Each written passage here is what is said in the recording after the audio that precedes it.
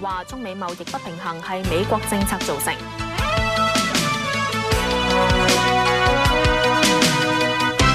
各位，行政長官參選人唐英年位於九龍塘約道7號嘅大宅被揭發懷疑僭建嘅事件，屋宇署人員下晝會到大宅視察，多份報章相繼登聲稱係大宅嘅地庫圖則同埋內部嘅相。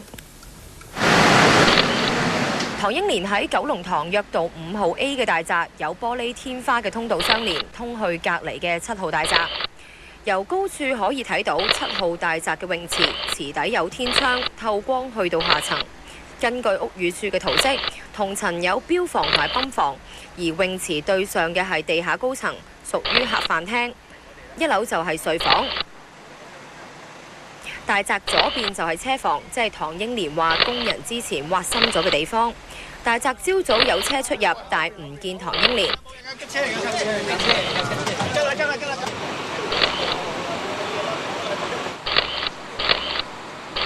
大批傳媒成日喺大宅外邊守候，出動吊臂車。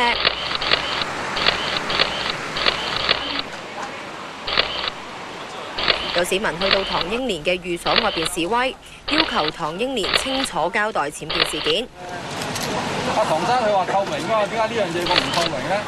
多份報章繼續披露聲稱係7號大宅嘅圖則同埋地庫嘅內部相片，話地庫有恆溫酒窖、髮廊洗頭凳同埋私人影院，又話裝修草圖顯示唐英年住嘅5A 大宅有樓梯通去7號屋，7號屋車房地底有暗門連接地庫，泳池天窗下邊係品酒室。唐英年同佢嘅競選辦公室對報道暫時未有回應，而尋晚有報章刊登聲稱係03年約道7號大宅嘅草圖。唐英年尋晚回應話冇印象見過。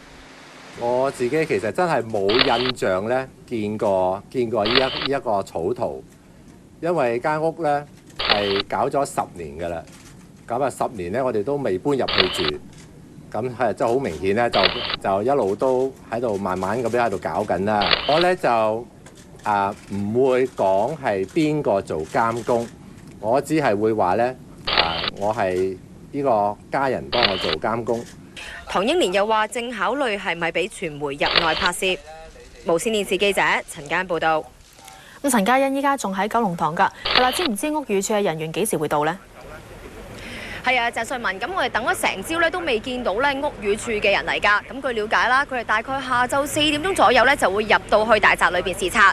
至於唐英年啦，其實我哋今朝早亦都冇見到佢喺大宅出入㗎。不過有人就見到佢喺灣仔競選辦總部嗰度出現過。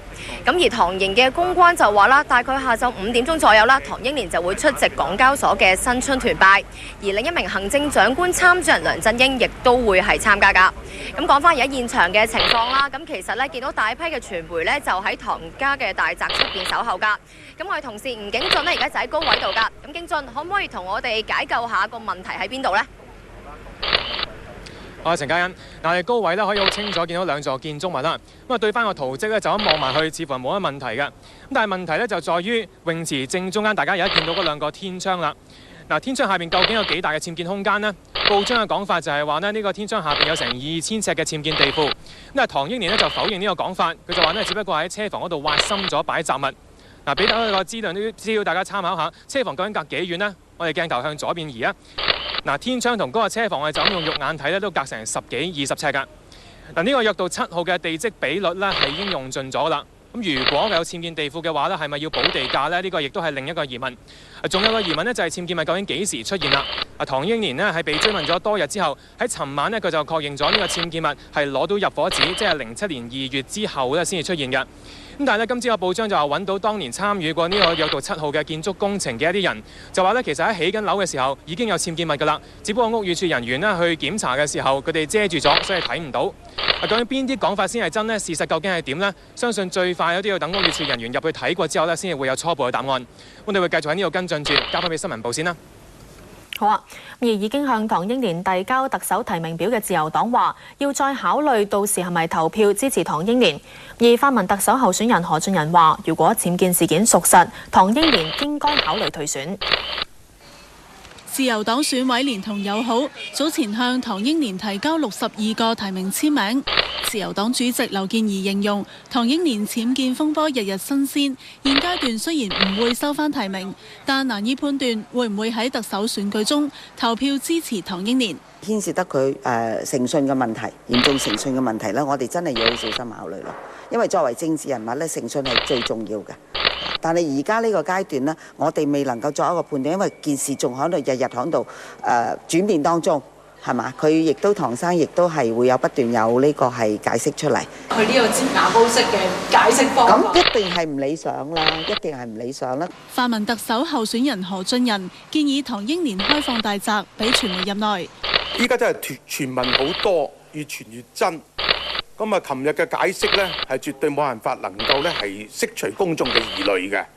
咁如果唐先生係仲想繼續參選呢，最簡單佢應該要做嘅事就係打開道門，俾大家記者入去一個華麗嘅行宮或者好似唐英年先生所講嘅係一個放雜物嘅窿，咁就好清楚㗎啦。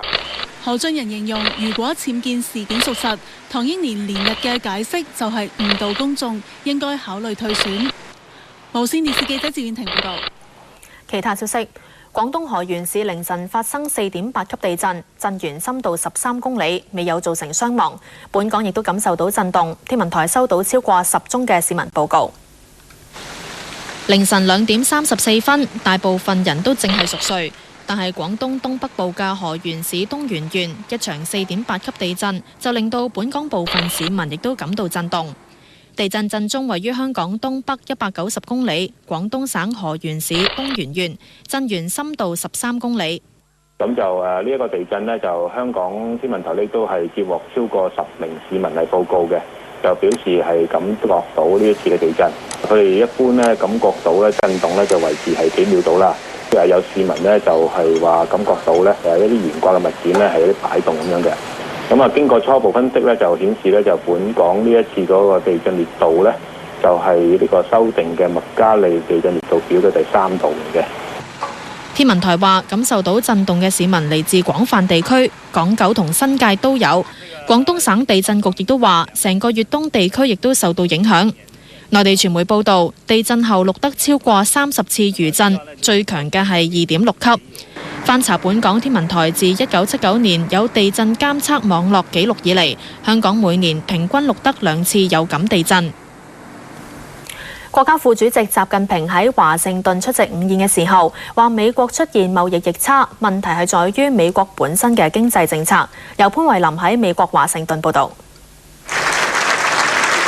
國家副主席習近平喺華盛頓嘅最後一個行程係出席美中關係全國委員會等友好團體嘅午宴，並且發表演講。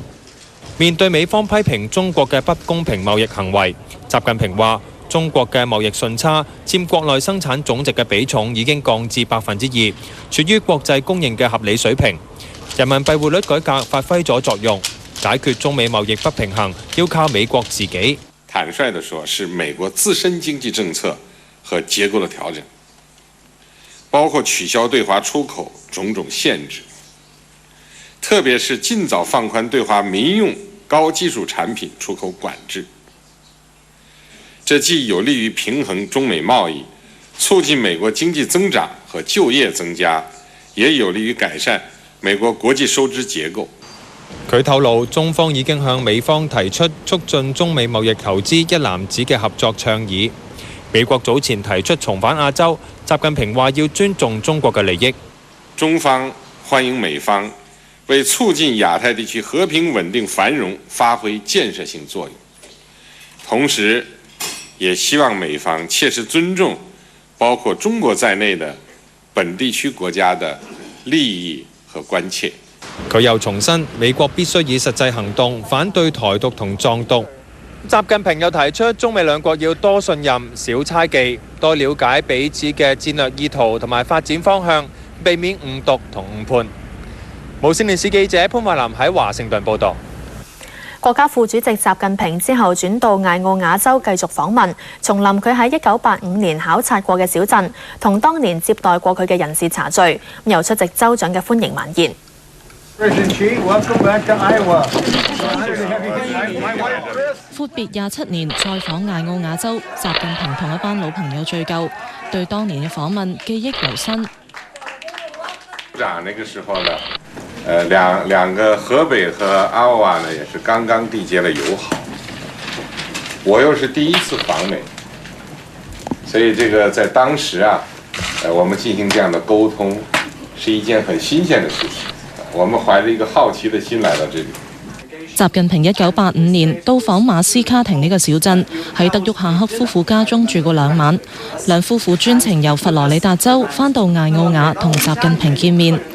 1個鐘頭嘅短聚，17個同習近平聚舊嘅民眾都話呢位未來中國最高領導人非常親切，而且記性好好。習近平之後到首府德梅恩出席州長布蘭斯塔德為佢設嘅歡迎晚宴。習近平話：佢呢次訪問係為推動中美關係而嚟，希望同美國各界人士接觸，增進中美人民友誼。按照中國的曆法呢，今年啊有2個立春，年逢雙春好種田。我相信，在雙方共同努力下，中美友誼會像愛州的橡樹一樣，枝繁葉茂，造福當代，澤備後世。Cheers！艾奧瓦係美國嘅重要農業州份，州長布蘭斯塔德特別為習近平準備咗當地嘅豬扒同牛扒做主菜，配菜就係當地特產嘅玉米同豆，仲有本土釀製嘅啤酒同紅酒。除咗聚舊，習近平呢一站嘅重點係商貿會談。佢喺晚宴上宣布同艾奧瓦州簽署總值43億美元嘅農產品貿易同農業合作協議。無線電視記者林美常報道。洪都拉斯一座監獄大火。